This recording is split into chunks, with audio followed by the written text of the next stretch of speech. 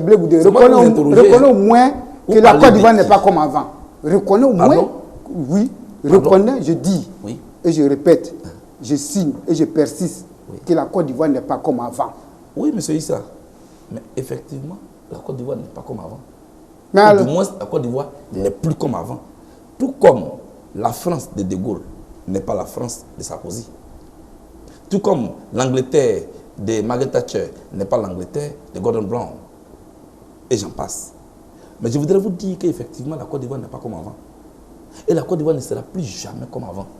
Mais avant, c'était quoi?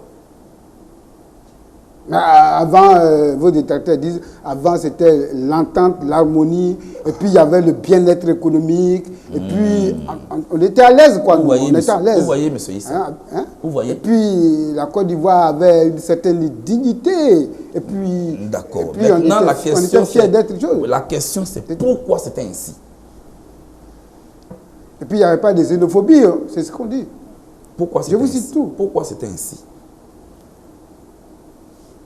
Cela ne veut pas dire que pendant que ceux qui disent qu'avant c'était la belle vie, avant tout le monde était à l'aise, c'est eux qui étaient à l'aise.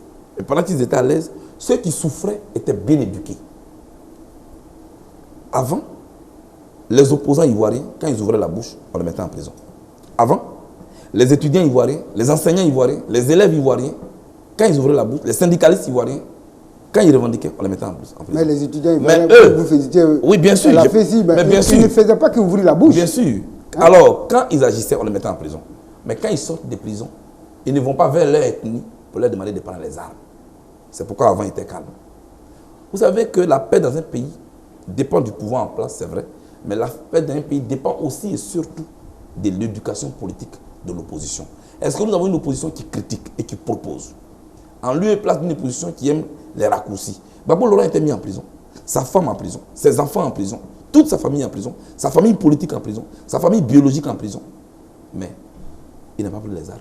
C'est pourquoi avant, il était calme.